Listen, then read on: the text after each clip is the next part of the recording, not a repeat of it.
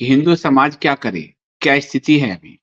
आपकी एक पार्टी, हम जो हिंदुओं की एक पार्टी जो खुद को कहती थी, यदि मैं कहूँगा दिखाने के लिए, अब खुल के वो लोग ऐलान कर रहे हैं कि आप मेरे साथ आइए पासवान दाऊं को, और हमारे साथ चलिए, आपका कोई बाल भी बांका नहीं करेगा। इनका बाल बांका कौन करता था? ब्रजेश पाठक का ये बयान है। क्या हिंदू इनका बाल बांका करता था?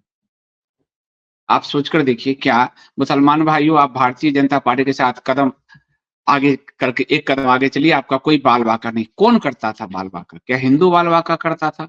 जो पार्टी को हम लोगों ने हिंदू समझकर वोट दिया, वो ये बात कह रही है। ऊपर से ऊपर देखिए, पिछले ये जो मोदी सरकार जब से आई है, हिंदू मुसलमान की मासिक आय का अंतर 7 साल में 87% घट गया है।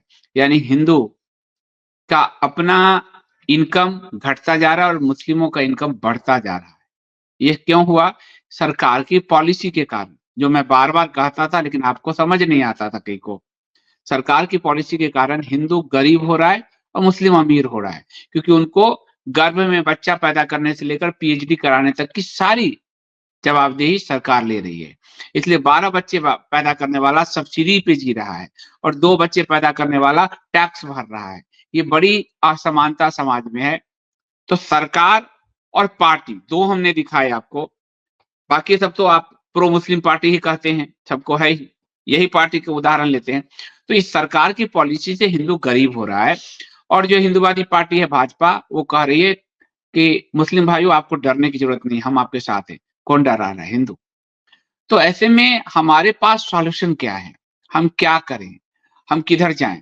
सरकार के पर डिपेंड रहे तो आप मारे जाएंगे। महात्मा गांधी पर जो लोग डिपेंड थे, तो महात्मा गांधी ने कहा उनकी लाश पर बनेगा, विभाजन होगा, वो वहां बैठे रह गए पश्चिमी पंजाब में, और हुआ क्या? वही लोग मारे गए, नेताओं के भरोसे रहे। और आप देखिए कि जब विभाजन हुआ तो कांग्रेस का एक नेता भी विभाजन के विरोध में धरने पर नहीं बैठा। जो गांधी बात बात में आमरण अनशन करते थे, वो उन्होंने आमरण अनशन नहीं किए। जिस बंगाल में दंगे हुए, गोपाल पाठा जैसों के हथियार छुड़ाने के लिए गांधी ने अनशन किए, लेकिन जब विभाजन हुआ तो कोई अनशन नहीं हुआ। जवाहरलाल नेहरू कोई सड़क पर नहीं उतरे। एक कृपलानी को मुंह पे अपनी कालिख जो पुत रही थी कांग्रेस के, उस कालिख को पोंछने के लिए कृपलानी को पश्चिमी पाकिस्तान भेज दिया गया। कृपलानी कितने बड़े नेता थे। तो तब हिंदुओं का, तो वह जो हिंदू भेष में अधरंगा फकीर आया था, त्यागी का भेष था, एक धोती में था, नंगा पैर रहता था, नंगे ही चलता था, अपने आप को रघुपति राघव राजा राम का गाना गाता था, गीता पे बात करता था, उसने हिंदुओं को बिल्कुल मरने के लिए छोड़ दिया। और जब लास्ट समय था तो हिंदुओं के पास कुछ नहीं बचा।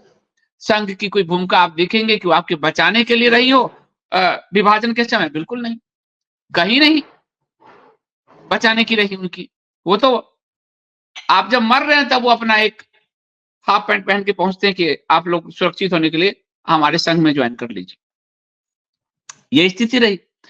अब आगे जो संकट आ रहा है, जहां आप गरीब हो रहे हैं वो अमीर हो रहे हैं, आप टैक्स भर रहे हैं वो सब्सिडी पर पड़ रहे हैं, आपके बच्चों का गला काटा जा रहा है, उनके जो काटने वाले हैं उनको सरकार बचा रही है। तो क्या करोगे?